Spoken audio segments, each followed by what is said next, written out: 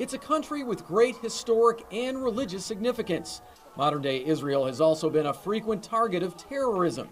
This Middle Eastern country was also the destination for 4 members of the Leon County Sheriff's Office. Major Mike Wood was part of the group who went for terrorism training last November. I think it's a worthy investment for the safety of the community. Sending people halfway around the world so that they can get training that they could probably get here, I can't imagine that it is. Eyewitness News looked at LCSO travel records for 2009 and 10. 4 other high-ranking LCSO officers went to Israel in 2009 at a cost of just under $20,000. One of them retired less than 3 years later. Another one quit to go into a family business. Major Wood says the trips aren't designed to instruct those people how to train subordinates, so the information was not passed on. Additionally, Homeland Security Captain Rob Swearingen was sent to New Mexico in September 2009 for terrorism training, and then 2 months later went to Israel for terrorism training. Is there sort of a redundancy there? I don't think there's a redundancy. The trips to Israel are only part of what the Sheriff's Office spent on travel and training in 2009 and 10. Total spent in those 2 years, nearly $425,000.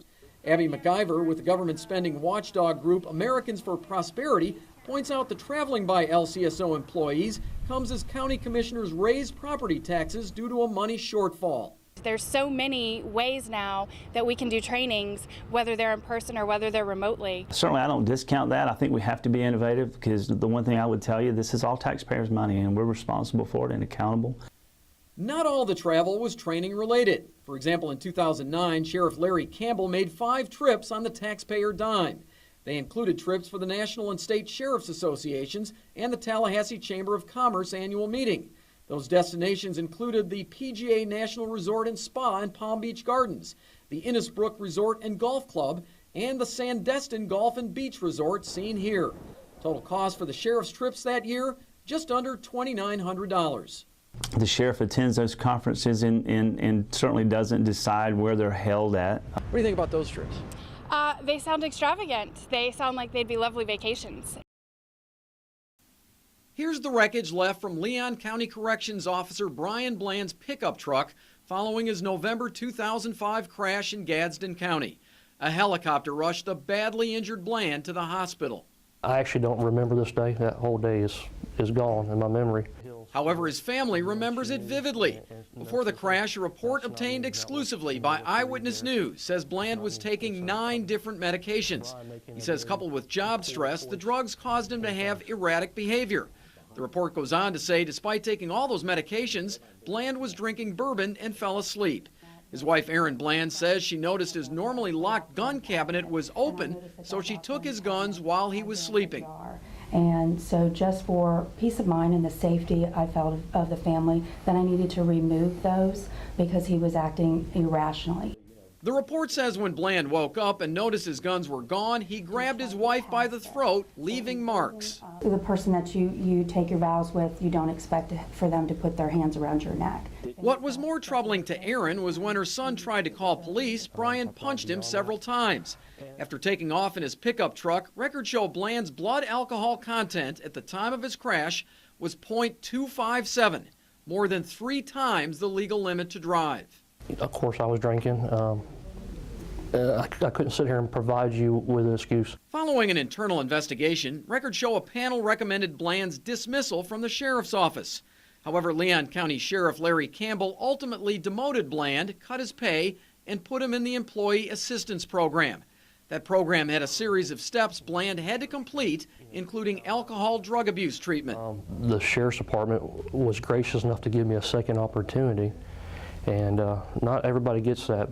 Bland pled guilty to 2 counts of misdemeanor public affray and 1 count of misdemeanor driving under the influence. He received probation.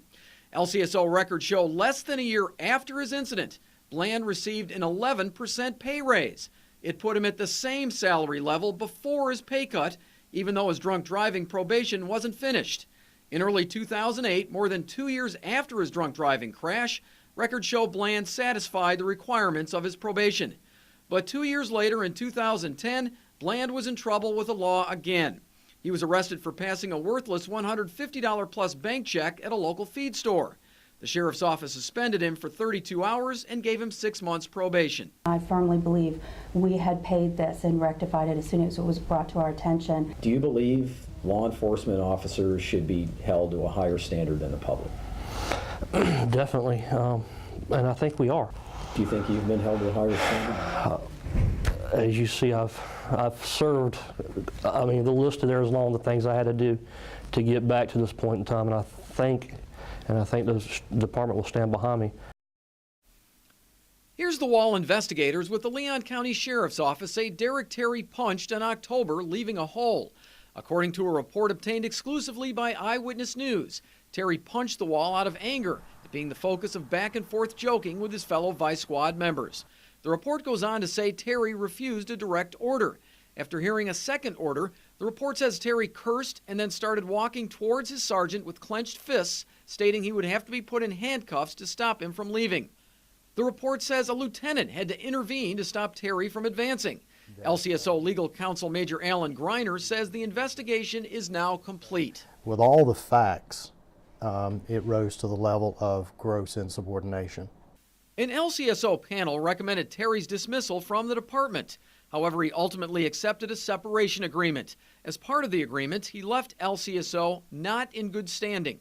The separation agreement basically says that the employee agrees to resign in lieu of termination. Terry's separation from LCSO was not the first internal investigation resulting in a finding against him. 10 years ago, Terry was the subject of a criminal sexual battery complaint. He was never arrested or charged with a crime. However, according to a 2003 Tallahassee Police Department investigation, by his own admission, he had sex 3 different times with a woman who called LCSO for help. Once in her bedroom after she agreed to let him set up a surveillance camera there, then TPD records show he destroyed the tape, and 2 other times in his taxpayer-funded sheriff's vehicle. Following the 2003 TPD investigation, Terry was suspended from the sheriff's office for 20 days, given 6 months probation, and was reassigned to work at the jail. Major Greiner says Terry kept his job in part because it was his first LCSO misconduct. Was his behavior acceptable to the sheriff's office? No, it wasn't. But was it investigated pursuant to our policies? Yes, it was. Was he disciplined? Yes, he was. LCSO records show Terry has been reprimanded 2 other times, once in 2007 for shooting a deer in Kansas without a license, and most recently in 2012 for using a piece of Sheriff's Department equipment to look for deleted text messages from his wife's phone. Major Greiner describes that misconduct as relatively minor, but he says the gross insubordination on top of the other incidents is not. It was kind of a last straw, if you will. He had been given chances. Let's go somewhere and you can show me how you ride cowboys and I can show you how I buck tomboys. That email is one of multiple messages Captain Dennis Tate with the Florida Fish and Wildlife Conservation Commission sent to a female subordinate. It was part of an investigation against Tate in 2005. According to records obtained exclusively by Eyewitness News, an investigator confronted Tate with a sexual harassment charge from that female. Tate was advised the investigation could continue or he could resign. Tate resigned immediately. Human resources expert Joyce Chastain says these types of incidents make it difficult to get new jobs. If it's learned that someone is not eligible for rehire in a former position, it would definitely be a red flag for a new position. Tate was found in violation of Fish and Wildlife's computer policy for sending sexually explicit emails on his taxpayer-funded equipment while at work. Documents go on to say the woman's complaint against him may constitute sexual harassment and a hostile work environment. It also says Tate may have made inappropriate comments to 3 other female employees, including one he said needed a spanking. But that part of the investigation was dropped due to his resignation, and the sexual harassment charge was not sustained. A few months later, Tate applied for a job with the Leon County Sheriff's Office where he'd previously worked. He landed a job as a bailiff. We asked LCSO's Major Alan Greiner about that hire. Just because someone makes a mistake, how long do you then hold that against them? Records show the Sheriff's Office knew about Tate's Fish and Wildlife issue. The complaint caught the attention of LCSO's Human Resources Manager, Joe McCabe. In an email to Scott Bakotic, McCabe wrote, "I know Major Wood was wanting to get him processed ASAP, but I wanted everyone to be aware of his background and the actual details." Bakotic replied, "He knows it all. Mr. Tate wasn't fired for any type of sexual harassment. It was for misuse of his computer. I placed the file back in your box. I guess we proceed."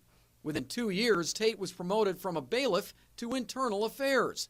The duties of that job included investigating sexual harassment complaints. It's the same Dennis Tate who wrote an email to a female subordinate at Fish and Wildlife, "I'll be straightforward. Give me some time alone with you, and I'll make it worth your while." He has been a exemplary employee. He has done a great job for this agency. He has done a great job for this community.